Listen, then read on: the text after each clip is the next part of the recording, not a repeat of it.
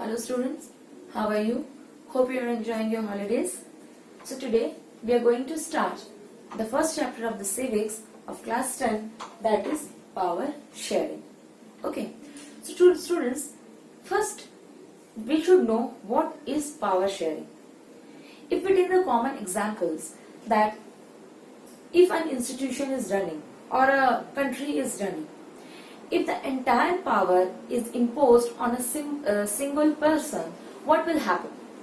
Definitely, all the burden of the power or running the country or an institution will fall on that particular person, and maybe he or she may not be able to manage all the things at a time. Suppose if a conflict arises between two different communities or anything, then what that particular person is going to do? Okay, he may not be available or present at two places simultaneously. So what will happen? There will be a kind of conflict. Okay, so suppose we should take the example of school. A school is run, basically the head of the school is the principal, after that academic coordinators, then the teachers, and so on. This kind of things goes on. So every section or every organs, okay, they know what their duties and responsibilities are. Okay, so according to their own area of their power, और we can say कि अपने हिसाब से उनके पास जो जो power assign हुआ है, whatever power is being assigned to them, they do their duties and responsibilities, okay, in the that jurisdiction only. उसके अंदर ही वो अपने powers को इस्तेमाल करते हैं जो जो duties और assign उनके ऊपर है.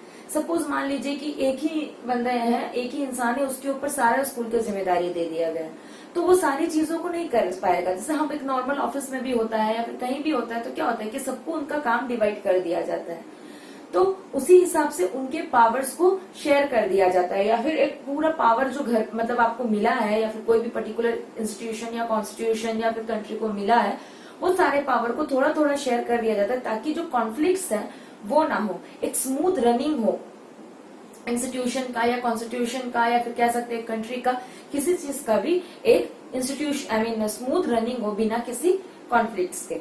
अब ये जो पावर शेयरिंग है, ये जैसे कि मान लीजिए मुझे एक पावर मिला गया है, ठीक है, या फिर हम एक साथ रह रहे हैं और मैंने बोला है कि मेरे पास ये मतलब एक हायर अथॉरिटी हूं मैं और मुझे कुछ पावर मिला, that I have got certain powers. Okay, so if I ask for the power sharing, that doesn't mean that everyone sitting over here or inside the room wherever they are sitting, they will raise up their hands and I will do this thing, I will do that thing. No, उसमें भी conflicts होगा. ठीक है, अगर मुझे power sharing करना है तो it is my duty to distribute the powers, responsibilities and duties to the various people और a group of people so that they can handle it very efficiently. Yes or no? So this thing happens. So in India, when we talk about India, the constitution of the India, it states clearly, okay, that what all are the duties of different organs, what all are the responsibilities, what all are the powers. Okay, so in India we follow, there are certain kinds of distribution of power depending upon different things, like legislature powers, executive powers, judiciary power. All these kinds of powers are given to a particular group of people, okay, based on their merits or something else. Okay, so legislative power, what happens in this? Ministers are involved, they have certain powers like home ministers, foreign ministers, all these kind of ministers are there. Who has assigned them? That constitution which is framed over there, it is a written thing, okay, that if you are elected as a home minister or nominated as some kind of thing, then they will be given with such, they will be assigned with such kind of duties and they will be having this kind of powers. Okay, suppose अगर हम एक country के बारे में बात कर रहे हैं, तो head is now prime minister. So prime minister will have little control, means not little control but financial assistant और kind of any assistant will give the assistance, मतलब अपना एक हेल्प करेगा स्टेट गवर्नमेंट को. Okay, state government we have chief ministers. तो chief ministers को क्या है कि उनको अब उनको पता है कि उनको ये स्टेट के बारे में पूरा उनका responsibility, they have the power, they work in their own what to say, or in their own autonomy, they work there, means according to themselves, but they consult with the central government, that is the prime minister. Okay, so similarly सारे states में ये चीज किया गया. अब state में head कौन होते हैं? चीफ मिनिस्टर्स होते हैं. तो चीफ मिनिस्टर्स ने क्या किया, वो भी ड्यूटी मतलब डिस्ट्रीब्यूट कर दी, क्योंकि वो सब जगह तो पॉसिबली पहुंच नहीं सकते. So all the people have got their own powers and their responsibilities and duties. Okay, so this comes into the legislative power. Then comes the executive power. Executive power जो powers बनाए गए हैं उनको लेकर कौन चलाएगा, तो उसमें कुछ मिनिस्टर्स भी होते हैं, आईएएस वगैरह, आईपीएस ऑफिसर्स, ये सारे जो होते हैं वो आते हैं एग्जीक्यूटिव पावर में। जो पावर्स जो है लोगों को उनको चलाना भी तो है, तो वो सारी चीजें करते हैं। अब आया जुडिशरी पावर। जुडिशरी पावर के अंडर आता है सुप्रीम कोर्ट, हाई कोर्ट, तो इनका भी एक अलग पावर और अथॉरिटी होता है। We know how much important the judgment or the verdict of Supreme Court's judge is. Okay, उन्होंने जो डिसीजन दे दिया, they have to follow, all of them have to follow that. Supreme court के जज ने जो decision लिया है, depending अपना, वो अपनी मर्जी से नहीं ले सकता वो चीज, वो कोई गलत डिसीजन भी नहीं ले सकता। तो क्या होता है कि सुप्रीम कोर्ट जो सुनते हैं, मतलब वकालत होती है, जो लॉयर्स वगैरह जो प्रेजेंट करते हैं with based on the fact and evidence, they give their own decision. Okay, so ऐसे पावर्स डिवाइड है। ठीक है, इंडिया में कैसे पावर, सेंट्रल गवर्नमेंट में भी पावर डिवाइडेड है, स्टेट गवर्नमेंट में भी है, उसके बाद स्टेट गवर्नमेंट से लोकल गवर्नमेंट जैसे पंचायत वगैरह हो गया। तो क्या एक लेवल चला आ रहा है कि कैसे लोग अपना पावर को शेयर करते करते करते चलते, ताकि एक कंट्री स्मूथ रनिंग कर सके। तो हमारे पास इस चैप्टर में 2 केस स्टडीज है, एक है बेल्जियम का, दूसरा है श्रीलंका का। ठीक है, तो बेल्जियम जो है एक छोटा सा कंट्री है यूरोप में, इतना ज्यादा, मतलब हमारा जो हरियाणा है उससे भी छोटा है, उसकी जो पॉपुलेशन है वो शायद हरियाणा की पॉपुलेशन से भी कम है। तो पहले क्या हो रहा था कि जो एथनिक कॉम्पोजिशन क्या था यूरोप का, एथनिक कॉम्पोजिशन मतलब एक ग्रुप ऑफ पीपल जो शेयर करते हैं सेम, कह सकते हैं कल्चर और उनका लैंग्वेज वगैरह होती है। तो हमेशा से एक लैंग्वेज जो रहा है, एक कल्चर या फिर कह सकते हैं एक लैंग्वेज रहा है, वो एक इम्पोर्टेंट पार्ट हमेशा प्ले किया है सारे कंट्रीज में। People are more sentiments towards, means emotional towards their own language. Okay, हम अपने लैंग्वेज या लैंग्वेज को क्यों कहेंगे, हम अपने बारे में जो भी हमारे कल्चर है, हमारे ट्रेडिशन है, we are emotionally attach to that kind of thing. ठीक है, तो लैंग्वेज को लेके भी हमेशा एक कॉन्फ्लिक्ट रहा है लोगों के बीच में। तो जनरली हमारे पास एक मल्टी लिंग्विस्टिक कंट्री है, इंडिया भी कह सकते हैं हम। तो जैसे इंडिया मल्टी लिंग्विस्टिक कंपनी, उसके बाद फिर डायलेक्ट्स है, मतलब एक लोकल एरिया में एक लैंग्वेज यूज किया जाता है। ठीक है, तो ऐसे कई सारे लैंग्वेजेस यूज किए हैं किसी ग्रुप के पीपल ने। तो यहाँ पर भी एक एथनिक कॉम्पोजिशन था, कैसा था, 59% ऑफ दैट रीजन, बेल्जियम के जो एंटायर कंट्री के 59% जो लोग थे वो लोग डच भाषा में बात करते थे, 49% जो थे वो बात करते थे फ्रेंच में, 40% जो थे वो बात करते थे फ्रेंच में, और रिमेनिंग 8% के जो लोग थे वो लोग बात करते थे जर्मन में। ठीक है, तो ऐसे वहां के लोग का जो था ये लिंग्विस्टिक डाइवर्सिटी था कि 59%। आप ये सब चीज को अच्छे से याद रखेंगे, क्योंकि अगर केस स्टडी एग्जाम में आता है कि आपको लिखना है प्रॉब्लम्स या फिर कंफ्यूजन या फिर what was the situation in Belgium, तो आप ये सारी चीजों को रखेंगे। ठीक है, इन कैपिटल सिटी, अब कैपिटल सिटी क्या था बेल्जियम का, ब्रुसेल, लेकिन वहां तो उल्टा चल रहा था।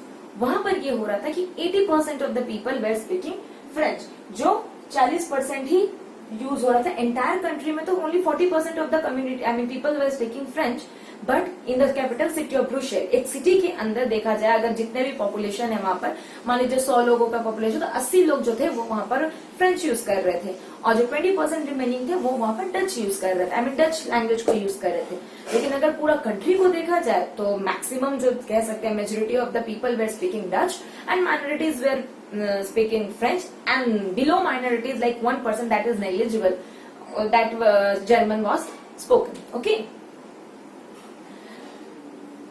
but despite of having less, what we can say, minority of French people, definitely कोई normal people तो French नहीं बोलेगा ना, जो फ्रांस से हैं या फिर ऐसे जो वहाँ के लोग हैं जो French कम्युनिटी को एक्सेप्ट कर लिए हैं।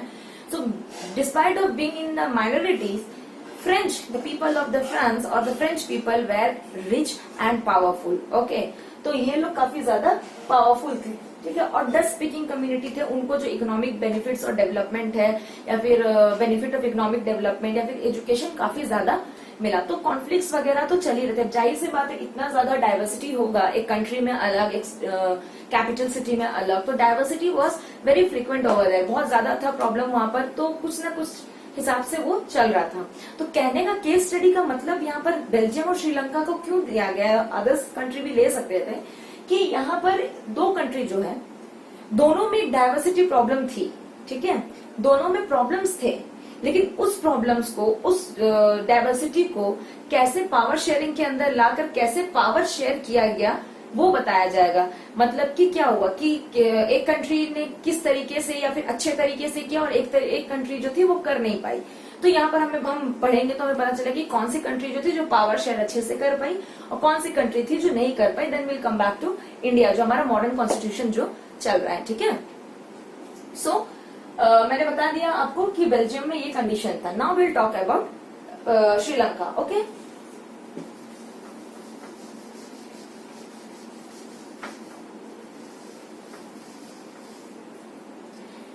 I request you all to open your books so that whatever points I am teaching you, you can relate that with the books, और कोई points अगर skip हो जाता है तो you can ask me on the doubts. I will try my best to not to skip any of the points, okay?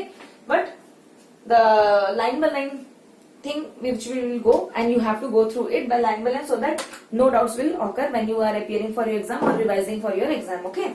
So now please understand it properly, और जब आप पढ़ लेंगे, जब एक वीडियो खत्म हो जाता है then please go through the books और देखिए कि सारे पॉइंट्स जो आपको बताए गए हैं, समझे गए, वो सारे बुक्स में हैं and you have to take care of it, okay? Now if we talk about Sri Lanka, okay, in Sri Lanka it was a South Asia region. It is a South Asia region. Just देखिए कि हमने India के just नीचे में श्रीलंका है और उसका भी जो पॉपुलेशन है वो काफी डाइवर्स है, जिसमें डाइवर्सिटी तो वहां भी है, डाइवर्स पॉपुलेशन कह सकते हैं।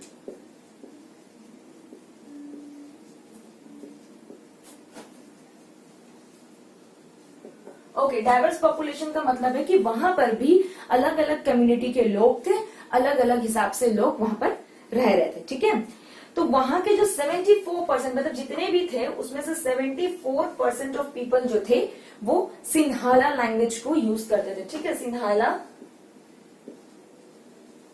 लैंग्वेज को वो लोग यूज करते थे। ठीक है, और ये Sinhala language, the people who were using Sinhala were known as Sinhalese. वो लोग सिन्हाला जो लैंग्वेज 74% ऑफ पीपल जो थे वो वहां पर सिन्हाला यूज कर रहे थे।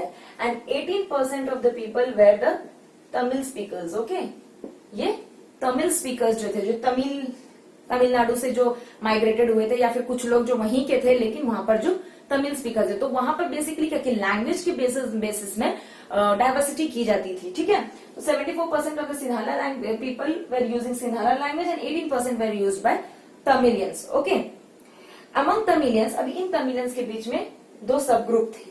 What were the sub group? Tamil natives of the country called Sri Lankan Tamils. एक तो थे श्रीलंकन तमिल्स जो वहीं के रहने वाले थे, यही 18% के अंदर, और एक थे माइग्रेटेड जो इंडिया से गए थे। ठीक है, उसमें भी जो इसके मतलब फोरफादर्स जो थे जो इंडिया से चले गए थे वहां बस गए थे, वहां पर ही रहने लग गए थे। और जो ड्यूरिंग मतलब कॉलोनियल पीरियड के टाइम पे जो लोग वहां पर गए थे वो वहां पर बस गए थे और वहां पर स्पीकिंग जो थे। अब ये जो माइग्रेटेड वाले थे इसमें हिंदू और मुस्लिम दोनों थे।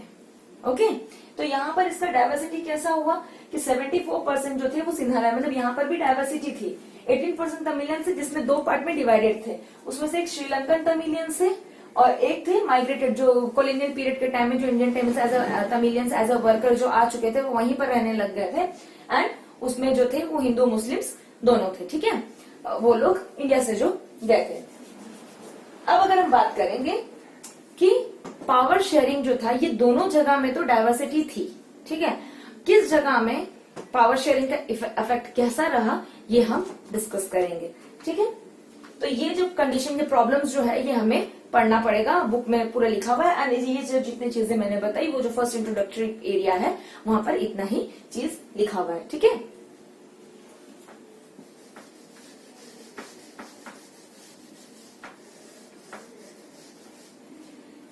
ओके, तो एक हेडिंग है वहां मेजोरिटेरिज्म और इन श्रीलंका। श्रीलंका में क्या हुआ? ठीक है, श्रीलंका को इंडिपेंडेंट वो country as a independent country हुआ 1948 में।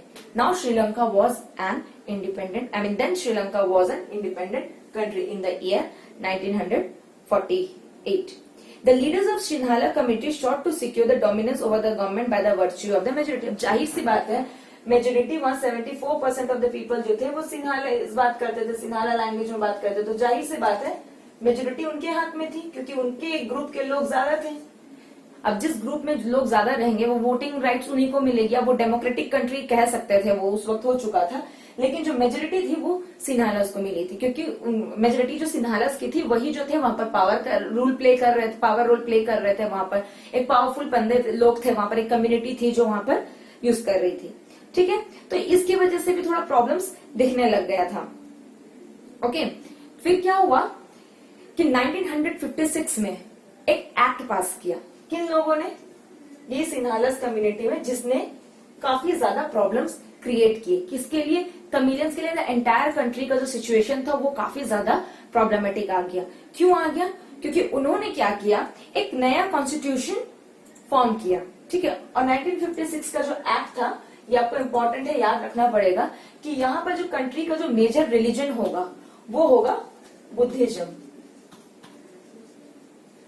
ठीक है, वहां पर ये बोला गया था कि जो कंट्री का जो मेजर रिलीजन होगा, जो रिलीजन को फॉलो किया जाएगा, मतलब सारे लोगों को वहां पर बुद्धिज्म फॉलो करना पड़ेगा, क्योंकि सिन्हालिस जो थे वो बेसिकली बुद्धिस्ट थे। ठीक है, और बाकी जो तमिलियंस थे वो हिंदू मुस्लिम्स थे और कुछ क्रिश्चियंस थे उसमें।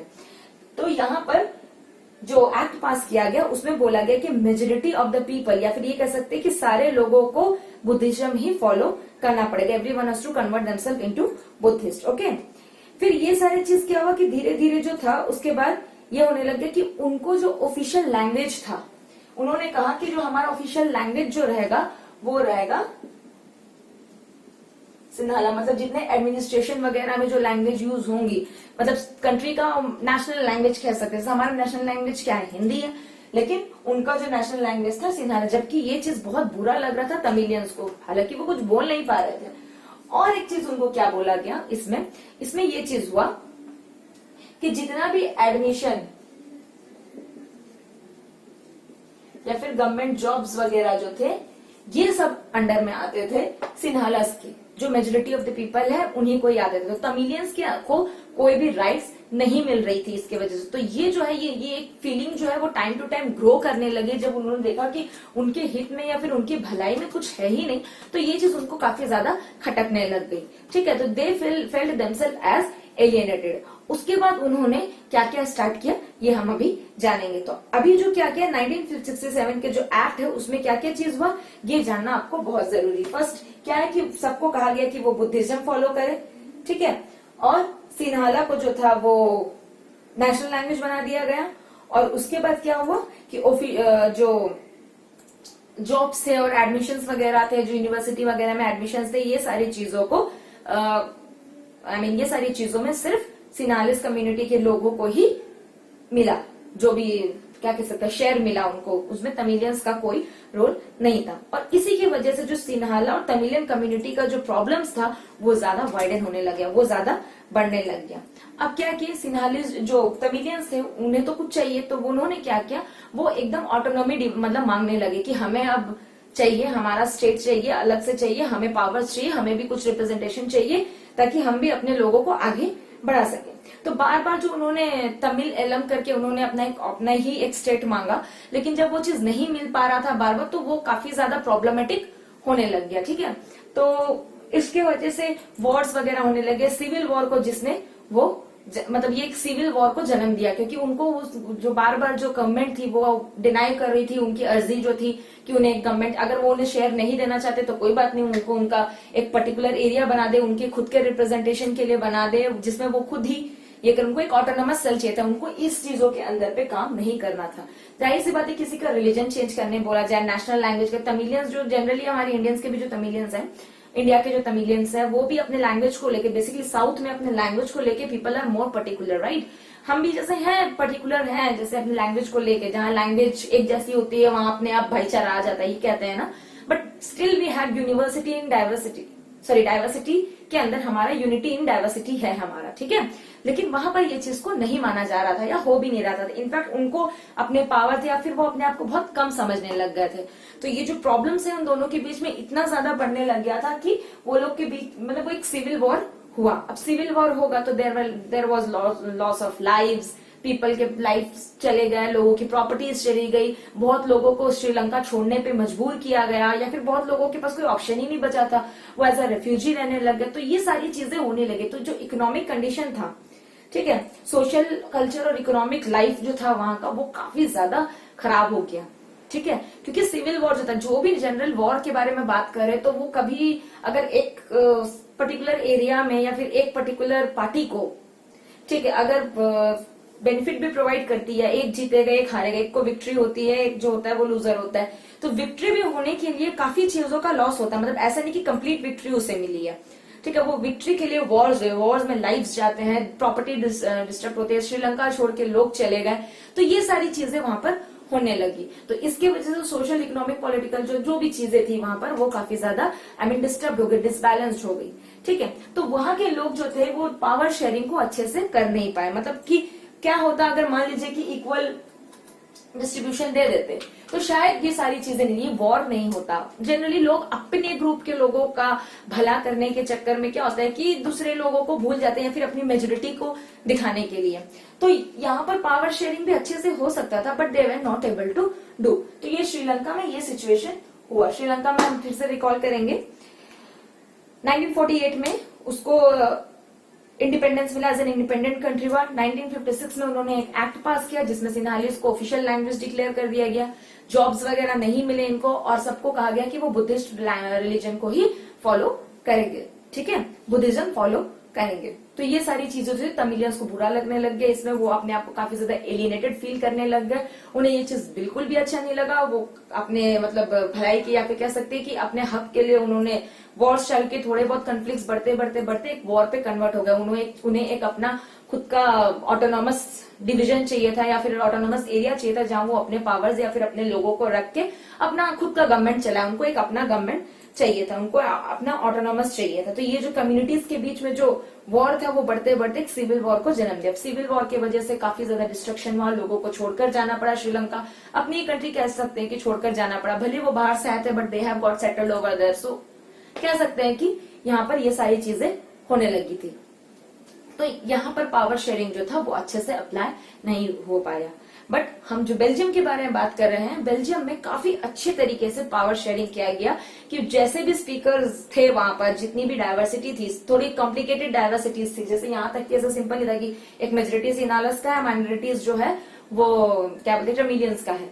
वहां पर काफी ज्यादा डाइवर्सिटीज थी। मतलब कंट्री में अलग चल रहा था, कैपिटल सिटी में अलग चल रहा था, still they manage to make everything in a proper way and try to run their country efficiently। मतलब एक स्मूथ रनिंग ऑफ कंट्री उन्होंने किया। अब वो कैसे किया वो हम जानेंगे। ठीक है,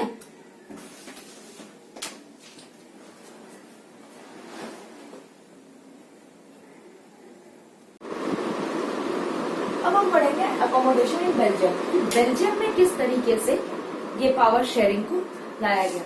तो कहीं ना कहीं बेल्जियम में जो मेजोरिटी में थे, या फिर वहां के जो गवर्नमेंट थे, उन्होंने डिसाइड, मतलब कहीं ना कहीं उन्होंने समझ लिया था कि ये जो रीजनल डाइवर्सिटी है, जो कल्चरल डाइवर्सिटी है, और जो उनमें जो रीजनल डिफरेंस है, ठीक है, उनके साथ ही उनको कंट्री में रहना है। मतलब मिलजुल कर कुछ ना कुछ ऐसा उपाय लगाना है, या फिर कुछ ना कुछ ऐसे करना है कि दोनों जो जो डाइवर्सिटी है लैंग्वेज को लेके, या फिर और किसी चीज को रीजन को लेके, वो दोनों चीज जो है स्मूथ वर्क करे, स्मूथ फंक्शनिंग में चले। कुछ ऐसे अमेंडमेंट्स बनाने पड़ेंगे।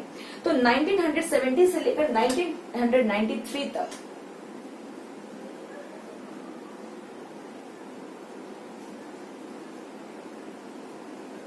चार बार लॉज और कह सकते हैं अमेंडमेंट्स बनाए गए, जिसमें उन्होंने डिसाइड कर रहा था, वो डिसाइड कर रहे थे कि कैसे सारे लोग जो है एक मतलब जितने लोग भी despite of the regional linguistic difference एक साथ रह के यूनिटी के साथ कंट्री पर रहे। ठीक है, तो वो जो फाइनली उन्होंने डिसाइड किया क्या चीज, constitution prescribe that the number of Dutch and French speaking ministers shall be equal in the central government.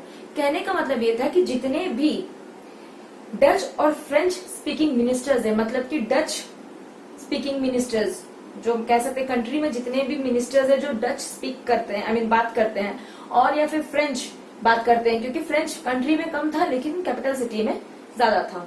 तो दोनों को इक्वल रिप्रेजेंटेशन मिलेगा सेंट्रल गवर्नमेंट, सेंट्रल गवर्नमेंट मतलब हायर अथॉरिटी में, ठीक है। तो इसमें क्या होगा कि फ्रेंच लोगों का भी जो देखेंगे कि उनका भी जो ऐसा ना हो कि उनके नीड्स और उनके जो एस्पिरेशंस है या फिर किसी चीज को दबा दिया जाए। अगर हम नॉर्मली बात करें, अगर ये शायद श्रीलंका ही होता तो वो दिमाग में ये डिसाइड कर लेता कि हमारे पास कंट्री में तो ज्यादा लोग हैं, ठीक है, कंट्री में ज्यादा लोग काम कर रहे हैं, आई मीन ज्यादा मेजोरिटी कंट्री में है, we will not take any action और we will not think anything about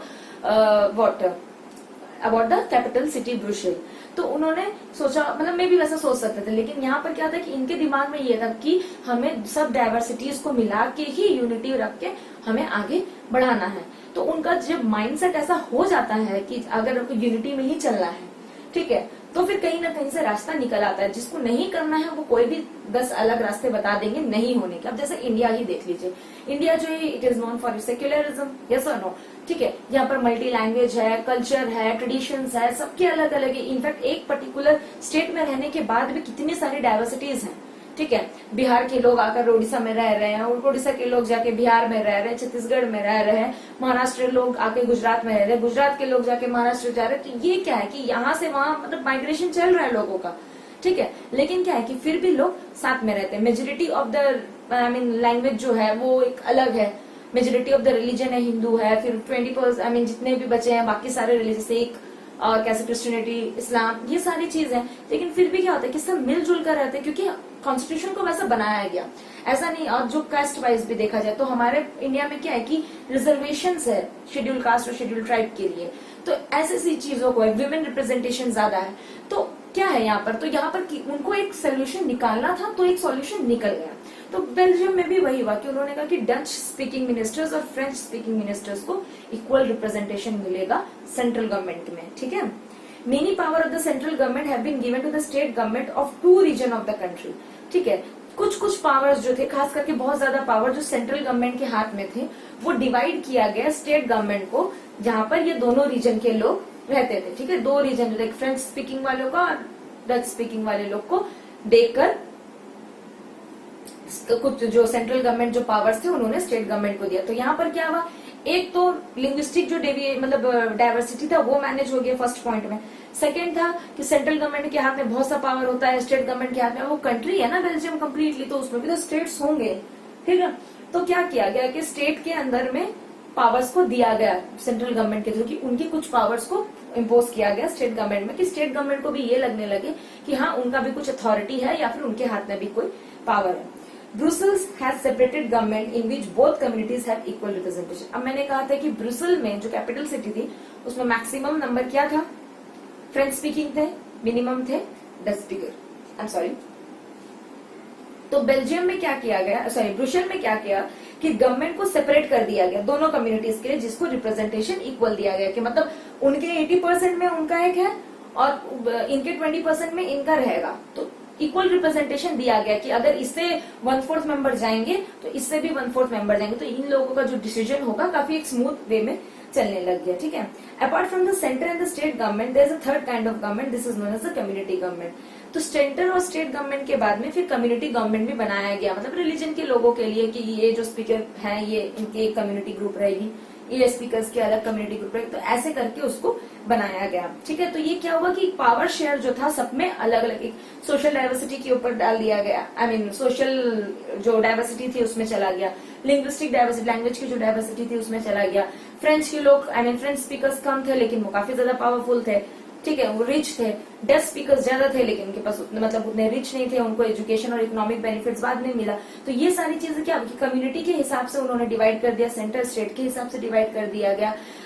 state को अंदर स्टेट वाले सेंटर वालों ने स्टेट पे कुछ अथॉरिटीज उनको दे दिए गए, ठीक है, इक्वल रिप्रेजेंटेशन मिलने लग गया। तो ये सारी चीजें उनके एक पूरा एक कह सकते एक सिस्टमैटिक वे से कंट्री को चला रहे थे, ठीक है। बेल्जियम में leaders have realised that the unity of the country is possible only by respecting the feeling and the interest of different communities and region, कि एक यूनिटी, एक कंट्री में यूनिटी तभी हो सकता है जब एक दूसरे की फीलिंग्स और इंटरेस्ट को रिस्पेक्ट किया जाए। अगर आप किसी के रिलीजियस, पॉलिटिकल और सोशल व्यूज को या फिर थॉट को रिस्पेक्ट करते तो you will get the same thing in return. और अगर ये बैलेंस चल रहा है, अगर both of this goes in parallel way, I don't think Wars या फिर कोई काइंड ऑफ सोशल और इकोनॉमिक और पॉलिटिकल कोई भी कॉन्फ्लिक्ट कोई भी कंट्री में चलेगा।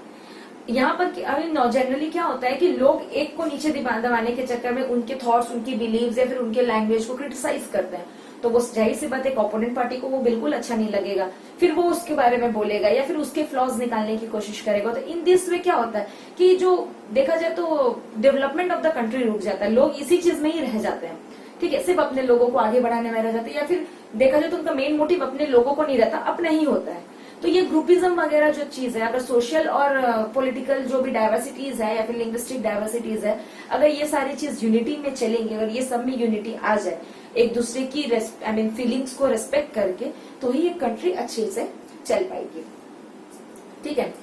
और श्रीलंका ने क्या किया, उसने जस्ट एक कॉन्ट्रास्टिंग एग्जाम्पल थ्रो किया हमारे ऊपर, क्या कि उन्हें लगा कि सिंथालाइज कम्युनिटी को ही सारी चीजें, सारे राइट, सारे अथॉरिटीज मिल जाने चाहिए, जहां पर उन्होंने तमिलियंस के बारे में बिल्कुल भी नहीं सोचा। तो यहाँ पर ये दिखाया गया कि जो मेजोरिटी कम्युनिटी जो था, उनको चाहिए था कि वो सारे लोगों के ऊपर डोमिनेट करे, ठीक है, और पावर शेयरिंग को उन्होंने रिफ्यूज कर दिया गया, ठीक है, जो यूनिटी तो खास करके ला नहीं पाएगा।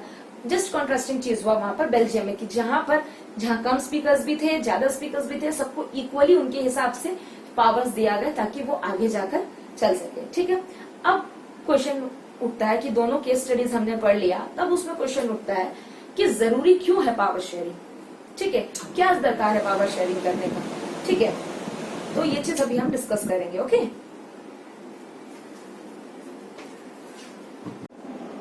Now we'll discuss why power sharing is important. Okay.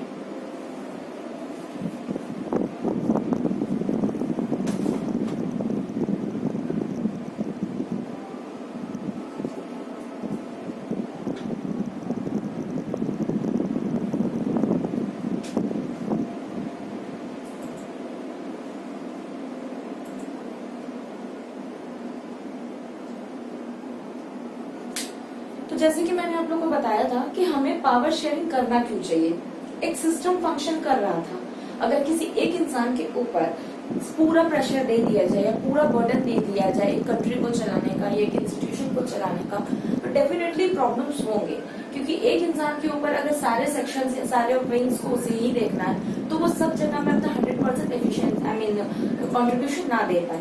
इसलिए क्या होता है कि वो अपने पावर शेयर करता है, क्या होता है। और दूसरा पॉइंट ये हो जाता है कि देखा जाए तो अगर एक इंसान के ऊपर आ जाता है तो क्या होता है कि सोशलिटी में प्रॉब्लम होने चालू हो जाते हैं, सोशल प्रॉब्लम्स चालू होने जाते हैं। तो पहला कह सकते हैं कि power sharing is good because it helps to reduce the possibility of social conflicts between the social groups, to reduce the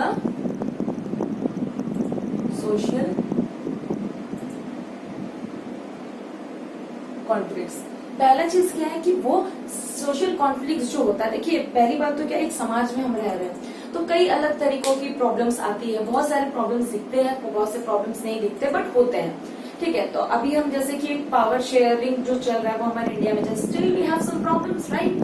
तो क्या होता है कि प्रॉब्लम्स तो होंगे, कहीं ना कहीं प्रॉब्लम्स तो आएंगे, लेकिन क्या होता है कि पावर शेयरिंग हो जाने से सोशल कॉन्फ्लिक्ट्स थोड़ा कम हो जाता है, रिड्यूस हो जाता है। कि इससे क्या होता है कि एक पर्टिकुलर एरिया को या एक पर्टिकुलर पर्सन को दे दिया गया है उसके अकॉर्डिंग रूल करने के लिए, या फिर वो सारे लोगों की हित में बात करे, तो ये क्या होता है कि सोशल कॉन्फ्लिक्ट्स थोड़े कम हो जाते हैं, ठीक है।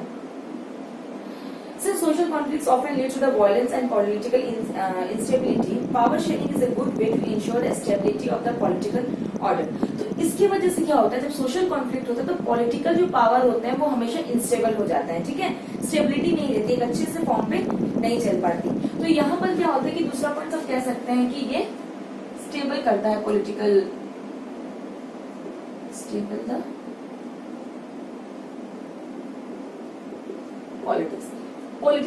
इंस्टेबिलिटी हो जाता है। तो ये क्या होता है कि अगर पावर शेयरिंग करने से पॉलिटिकल जो होता है पॉलिटिकल स्टेबिलिटी आ जाता है, ठीक है। Imposing the will of the majority community over others may look like an attractive option in the short run, but in the long run it undermines the unity of the nation.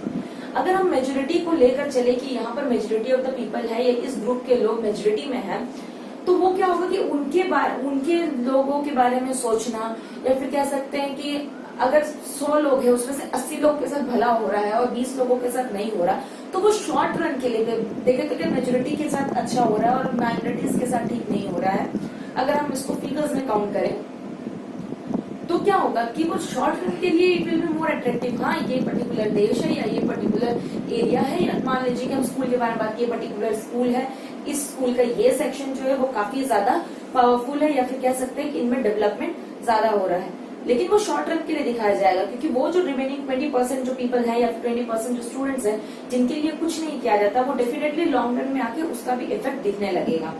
ठीक है, तो tiny of the majority is not just oppressive for minorities, it often ruin the majority as well। तो हमेशा ये नहीं होता कि जो अपना पावर चलाने वाले मेजोरिटी ग्रुप ऑफ पीपल, ये सिर्फ ऐसा नहीं होता कि वो सिर्फ माइनॉरिटीज को ऑप्रेस कर रहे हैं। कई बार ऐसा होता है कि मेजोरिटीज में ही ये प्रॉब्लम्स आने लग जाती है, और इसकी वजह से मेजोरिटी जो पीपल है वो भी आपस में सब डिवाइडेड होकर वो मेजोरिटी नहीं रहती। ओके, और इसके लिए एक सेकेंड और डीपर रीजन ये है कि पावर शेयरिंग जो है वो डेमोक्रेसी के लिए अच्छा है। ठीक है, power sharing is very spirit of democracy. ये क्या है? It is spirit of, it is a very spirit of democracy.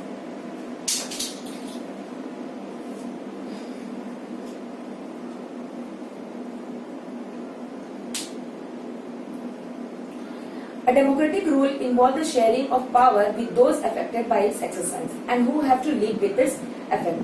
Democratic rule में क्या होता है कि पावर शेयरिंग जो होता है वो लोगों को मिलता है, और जो बाकी जो लोग पावर प्ले कर रहे हैं वहां पर, वो पावर का मतलब ये नहीं कि अनवांटेड पावर में आ रहे हैं, उनको उनका एक ड्यूटी दिया गया और वो ड्यूटी के अकॉर्डिंग जो वो काम करते हैं, एक्सरसाइज करते हैं वो ड्यूटी को, उनको फिर उनके ही इफेक्ट में रहना पड़ता है। जो भी उसका क्या करेंगे परिणाम होगा, जो भी उसका रिजल्ट होगा, उनको उसके साथ ही रहना है। People have right to be consulted in how they are to be govern. Democracy में क्या होता है कि हम जो है अपना लीडर खुद चुनते हैं, अपने हमें कौन रूल करेगा वो हम खुद चुनते हैं। तो इसमें क्या होता है कि डेमोक्रेसी में कि हमें कंसल्ट किया जाता है वोटिंग के द्वारा कि हम किससे रूल होना चाहते हैं, हमारा लीडर कौन होना चाहिए। A legitimate government is one where citizens through the participation acquire the stake in the system। एक legitimate मतलब कि क्या करेंगे, जायज गवर्नमेंट वही है जहाँ पर लोगों का इन्वॉल्वमेंट है और वहां पर जो लोग अपने पार्टिसिपेशन के साथ मतलब लोगों के इन्वॉल्वमेंट के साथ वो सिस्टम को चलाते हैं। ठीक है, तो दो रीजन है पावर शेयरिंग के। पहला, पावर शेयरिंग इसलिए डिजायरेबल है क्योंकि वो सोशल कॉन्फ्लिक्ट्स को रिड्यूस करता है, उसके वजह से सोशल कॉन्फ्लिक्ट जहाँ होता है उसके वजह से पॉलिटिकल जो है वो इनस्टेबल हो जाता है। तो जब पॉलिटिकल सोशल कॉन्फ्लिक्ट्स कम होने की वजह से पॉलिटिकल स्टेबिलिटी आता है। ठीक है, सेकेंड है स्पिरिट ऑफ डेमोक्रेसी। डेमोक्रेसी को वो हमेशा मेंटेन करके रखता है कि लोगों को पता रहता है, लोगों का पार्टिसिपेशन रहता है कि उनको किसके थ्रू गवर्न होना है। ठीक है, तो पहला जो सेट है इसे हम कहेंगे, ये जो है इसे हम कहते हैं प्रूडेंशियल। पावर शेयरिंग के 2 पॉइंट्स, इसे हम कहेंगे प्रूडेंशियल पॉइंट, और सेकेंड वाला जो है वो है मोरल। इसे प्रूडेंशियल रीजन कह सकते हैं, इसे हम मोरल रीजन कहेंगे। ठीक है, अब हम पढ़ेंगे फॉर्म्स ऑफ पावर शेयरिंग। कौन कौन से फॉर्म्स है पावर शेयरिंग में। ठीक है, कैसे मॉडर्न कॉन्स्टिट्यूशन में पावर शेयरिंग को लाया गया, अभी हम वो चीज को पढ़ेंगे।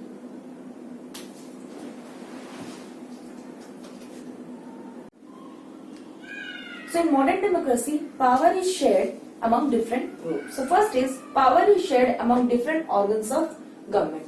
What are different organs of government? Let us see. Such as the legislature, executive and judiciary. Power is shared among different organs of government, legislature, executive and judiciary, जो मैंने सबसे पहले आपको बताया था। ठीक है, that is just called a horizontal distribution of power because it allows the different organs of the government placed at the same level to exercise the different powers। horizontal level कैसे कह सकते हैं, जो legislature, executive और judiciary है वो सब इस लेवल में कहेंगे इसको हम।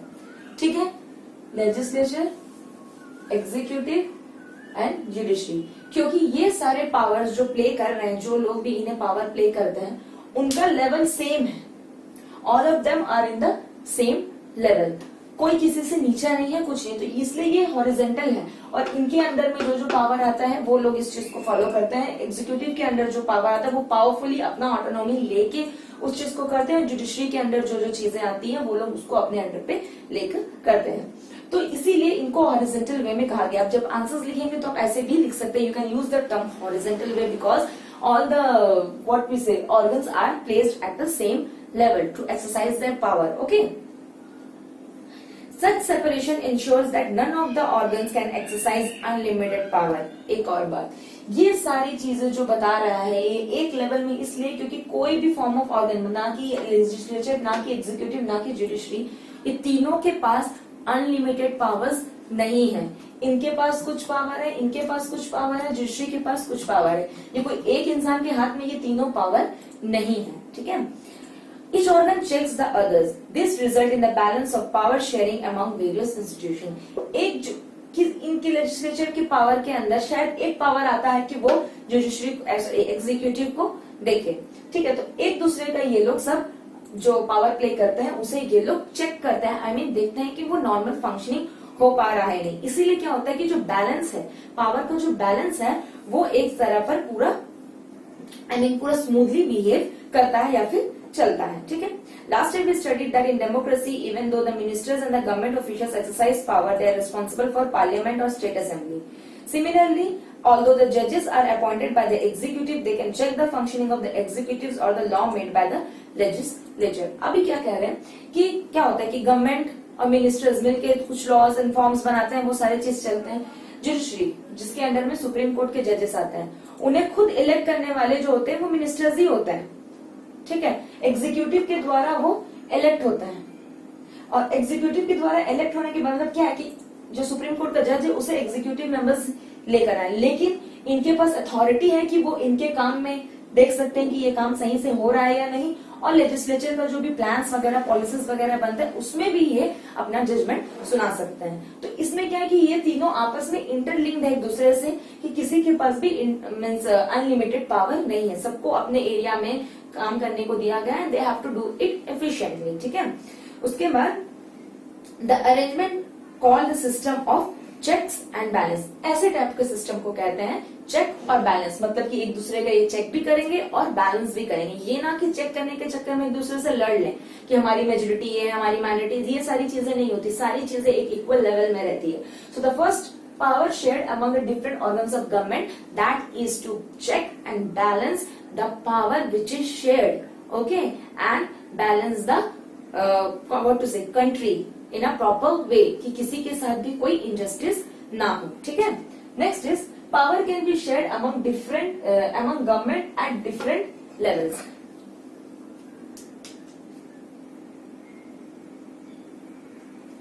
Different levels में power शेयर किया जाता है, ठीक है।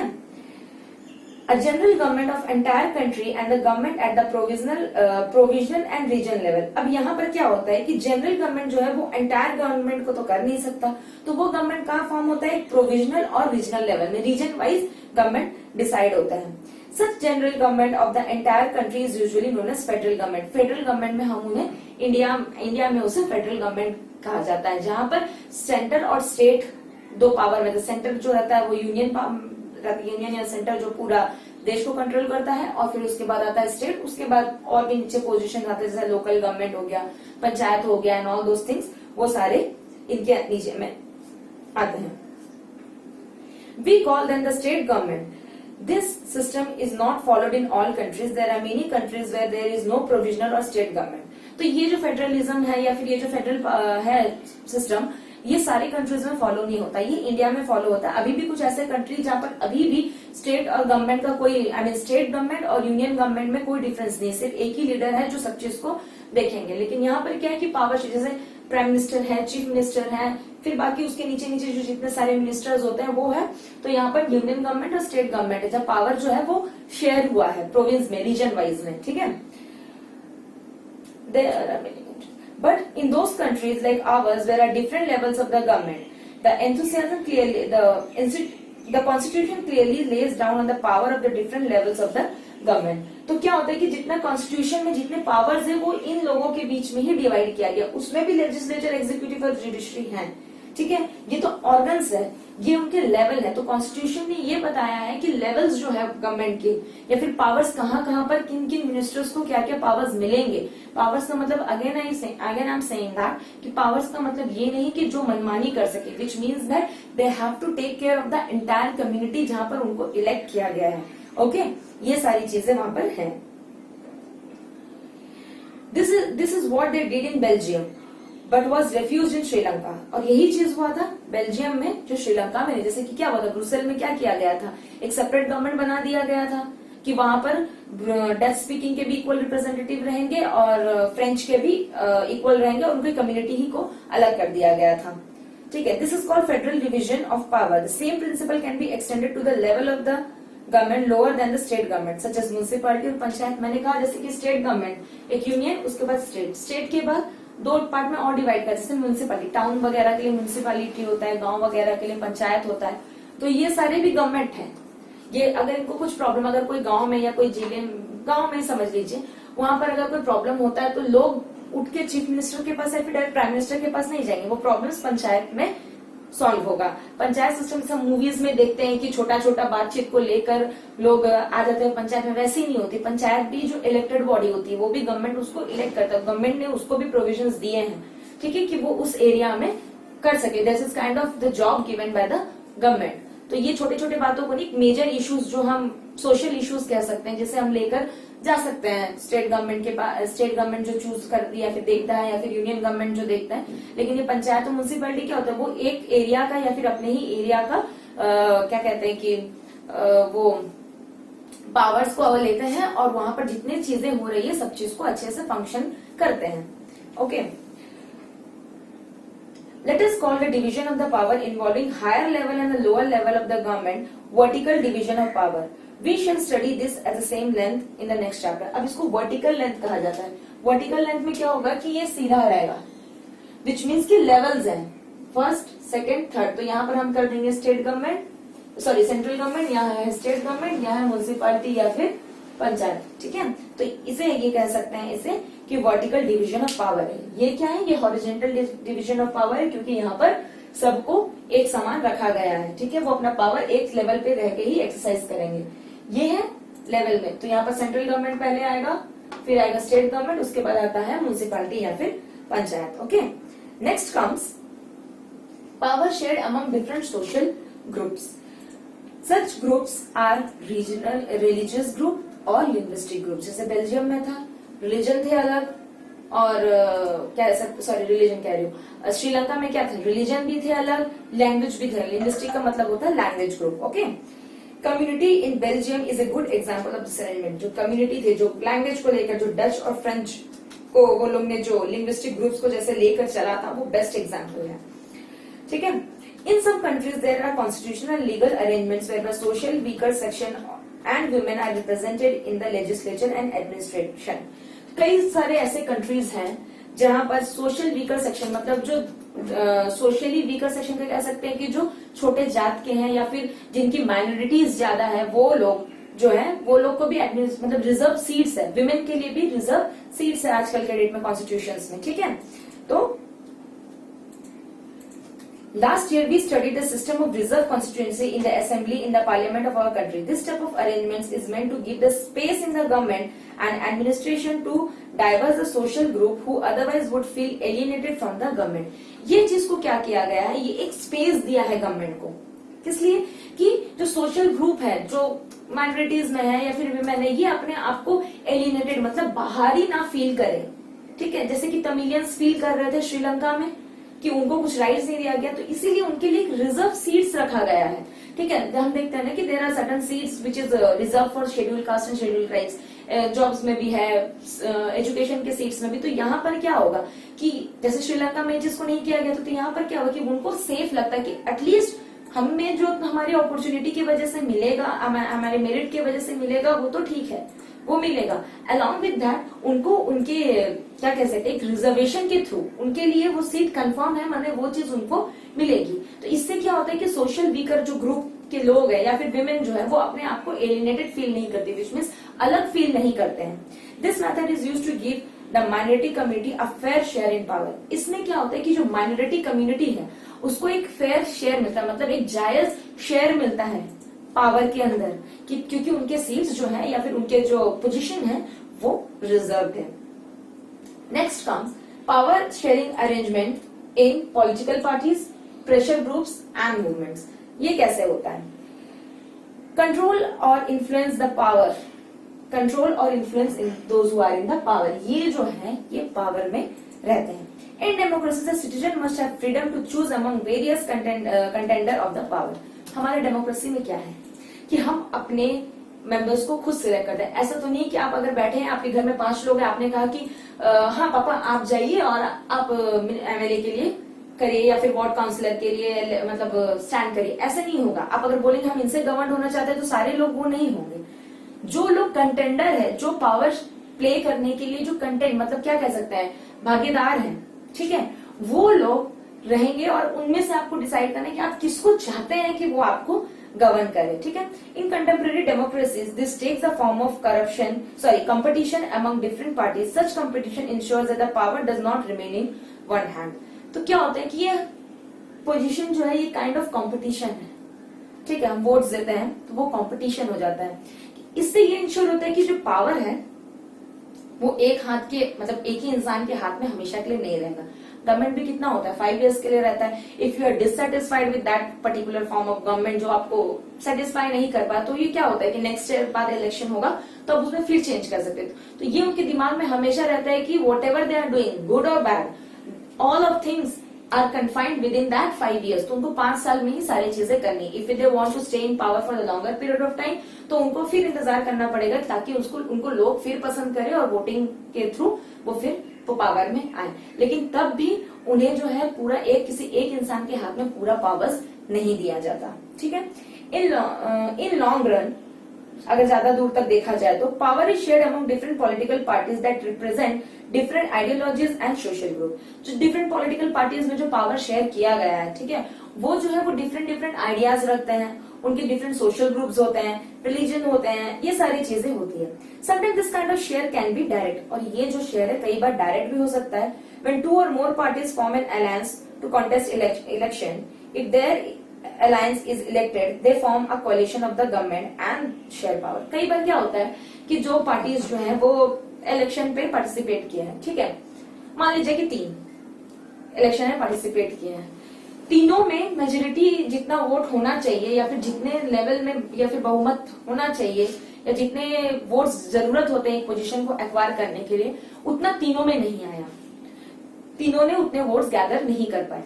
तो फिर क्या होगा कि 2 लोग अगर वो लोग अलायंस हो जाएंगे, वो लोग कोalition ऑफ गवर्नमेंट कर देंगे, वो लोग में डेफिनेटली उनके पास एक मेजोरिटी एक ज्यादा वोट आ जाएगा तो वो पावर में आ जाते हैं. तो इसे कहते हैं गठबंधन, जो 2 पॉलिटिकल पार्टीज मिलकर चलाने की कोशिश करते हैं. तो ये भी चीज होती है इंडिया में या फिर कहीं भी कैसे जहां पर डेमोक्रेसी है.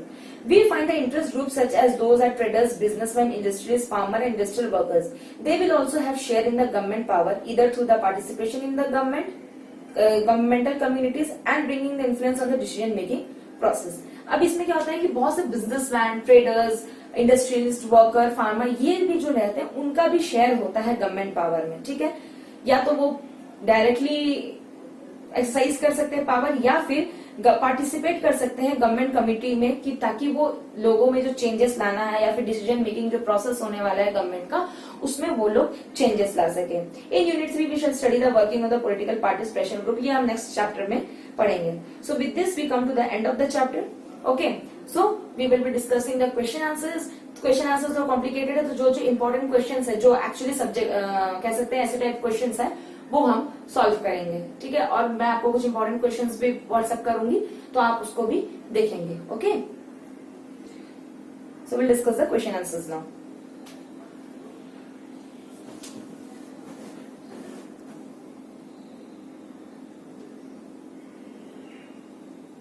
Okay, the first question is, what are the different forms of power sharing in modern democracy? Give an example of each of this. So modern democracy यही है इसका पावर शेयरिंग. अब एग्जाम्पल में लेजिस्लेचर, एग्जीक्यूटिव, जुडिशरी, इसमें state government, sorry central government, state government और फिर municipality, panchayat, ये सारे हो गए। इसमें आपका लिंग्विस्टिक ग्रुप्स, रिलीजियस ग्रुप, ये हो गया। फिर पावर शेयरिंग, पॉलिटिकल पार्टीज। अब पॉलिटिकल पार्टीज के बारे में लिख सकते हैं कि दो पॉलिटिकल पार्टीज है, साथ में काम नहीं कर रही, ये सारी चीजें, आई मीन उतने सारे मेजोरिटी के साथ वोट नहीं ला पाए, कोalition ऑफ गवर्नमेंट, ये सारी चीजें हम इसमें लिखेंगे। ठीक है। Second question, state one prudential reason and one moral reason for the power sharing with an example of the Indian context. तो मैंने आपको बताया था कि प्रूडेंशियल रीजन क्या है, कि सोशल जो आउटकम है वो कम, I mean sorry social conflict कम हो जाता है। ठीक है। क्या होता है कि इस सोशल कॉन्फ्लिक्ट कम होने के बाद जो रिजल्ट निकलता है पावर शेयरिंग का, वो एक बेटर आउटकम के साथ आता है। लेजिस्लेचर, एग्जीक्यूटिव, जुडिशरी रिस्पॉन्सिबल है एडमिनिस्ट्रेशन करने के लिए इंडिया को। ठीक है। रिजर्वेशन ऑफ सीट्स है शेड्यूल कास्ट, शेड्यूल ट्राइब्स के लिए या फिर वुमेन के लिए। ठीक है। ये सारी चीजें आप उसमें लिखेंगे। और मोरल में ये है कि ये स्टेबिलिटी का, I mean spirit of democracy है देखा जाए तो। यहाँ पर फंडामेंटल राइट्स दिए गए हैं, directive principle of state policies हैं इंडिया में, लोगों को इंश्योर करते हैं कि उनके जो राइट्स हैं वो उनसे लिया नहीं जाएगा। तो ये काइंड ऑफ देखा जाए तो जो लोगों ने जिस भरोसे के साथ डेमोक्रेसी लाया, आई मीन अपने जो मेंबर्स या फिर रूलर्स या फिर कह सकते हैं कि अपने जो क्या कहते हैं लीडर्स को इलेक्ट किया गया है, वो एक भरोसा देते हैं कि ये सारे जो फंडामेंटल राइट्स है और directive principle of state policy है वो उनको एंश्योर किया जाएगा। Which means every individual has the fundamental rights जो भी कॉन्स्टिट्यूशन के द्वारा दिया गया है। ठीक है। After reading this chapter, 3 students drew different conclusion, which of this do you agree with and why, give reason of your answer about 50 words. तो ये काइंड ऑफ कह सकते हैं वैल्यू बेस्ड क्वेश्चन है। ठीक है। तो ma'am, power sharing is necessary only in the societies which have religious, linguistic and ethnic divisions. Mathai कहता है कि power sharing is suitable only in the big countries that have regional division. वो ऐसे कहता है कि every society needs some form of power sharing even if it is small और does not have any social division. तो आपके हिसाब से कौन बच्चा सही कह रहा है? जो जनरल सी बात है वैसे जो है वो सही कह रहा है, क्योंकि क्या होता है कि भले एक जो एरिया है या फिर वो जितना भी छोटा है या फिर वहां पर सोशल डिवीजन नहीं भी है, लेकिन उनको भी कुछ पावर देना चाहिए, उनके हिस्से में भी कुछ पावर्स आना चाहिए ताकि कॉन्फ्लिक्ट्स ना बढ़े आगे जाके, एक लॉन्ग रन में कॉन्फ्लिक्ट्स ना हो, इनजस्टिस के जो चांसेस है वो भी कम हो जाए। ठीक है। डेमोक्रेसी को लोग वैल्यू करने लग जाए और स्टेबिलिटी आ जाए, पॉलिटिकल पावर्स है जो पॉलिटिकल लॉज एंड ऑर्डर्स चल रहे हैं उसमें स्टेबिलिटी आ जाए। ठीक है। The next question, the mayor of Merchandom and a town near Brussels in Belgium has defended a ban on speaking French in the town school. He said that the ban would help all the non-Dutch speakers integrate in this Flemish town. Do you think that this measure is in keeping with the spirit of Belgium power sharing arrangement? अगर ऐसा हुआ है कि एक mayor ने French को बात करने मना कर दिया गया, फ्रेंच को लैंग्वेज को हटा दिया गया ताकि डच स्पीकिंग जो है वो अपने जो रीजन, आई मीन जो अपने लैंग्वेज है उसको बहुत अच्छे से लेकर जाएगा, तो ये चीज सही है। ये चीज सही है। बेल्जियम का जो अरेंजमेंट किया गया था उससे बिल्कुल अलग है। रादर दोनों लैंग्वेज को इक्वल इंपॉर्टेंस देना चाहिए कि जो भी स्पीकर्स हैं इसके, इनको बिल्कुल भी बुरा ना लगे। ठीक है।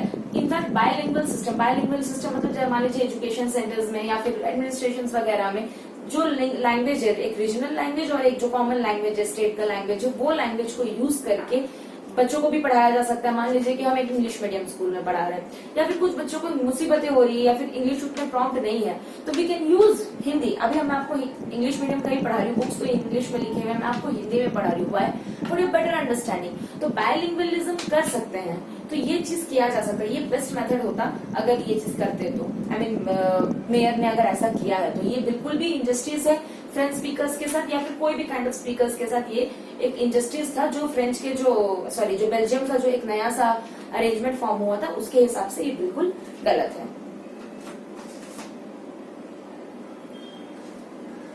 ये काफी लंबा सा पैराग्राफ है।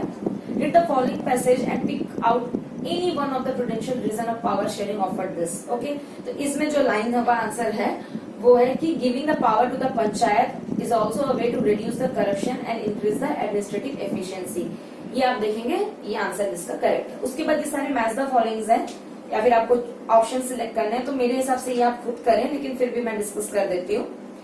Different argument is usually in the favour and against the power sharing. Identify those which are in the favor of power sharing and select the answer using the codes given below. Power sharing reduces the conflicts among the different communities, decreases the possibility of arbitrariness, delay decision making process, accommodate diversities, increase in stability and divisiveness, promote people's participation in the government, undermine the unity of the country. So इसका answer है A, B, D and F, which means reduce the conflict among the different communities, decrease the possibilities of arbitrariness, accommodate diversities और promote people participation in the government. ये इसका answer है.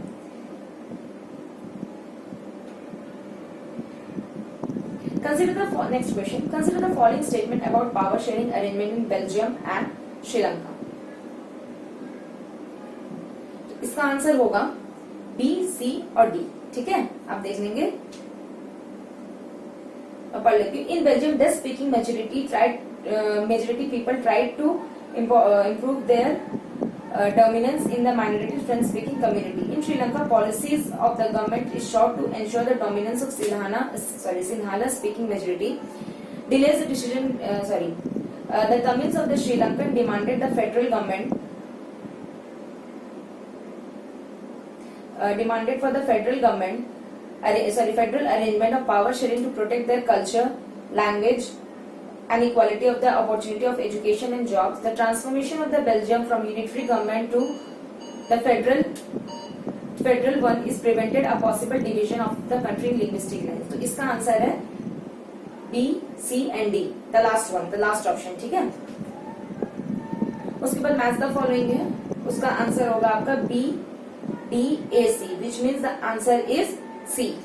जो C वाला point है वो इसका करेक्ट आंसर है और D का both A and B are true. तो आप इस हिसाब से आंसर्स देखेंगे. मेरे हिसाब से मैंने आपको डिस्कस कर दिया. आप इसको एक अच्छे से नोटबुक पे अच्छे से सेटअप करके इसको लिख लें तो आपके लिए आगे अच्छा होगा. ठीक है, ये वाला. तो with this we come to the end of this chapter and the next class will start with the new chapter of civics itself, federalism. ठीक है, पहले हम सिविक्स कंप्लीट करेंगे.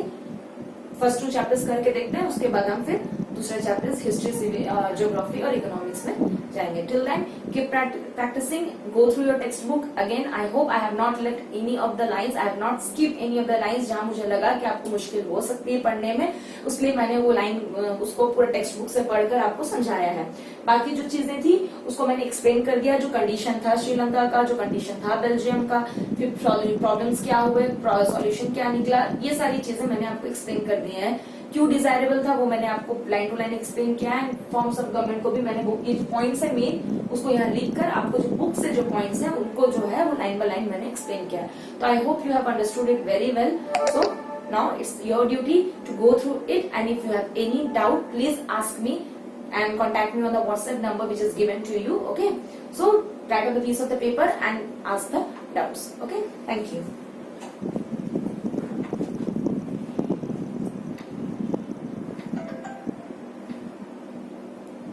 तो वीडियो चालू था, आप करके गए थे ना. हाँ, लेकिन बैटरी लो का वो आ गया था तो नहीं, हो गया, चालू होगा. चालू ही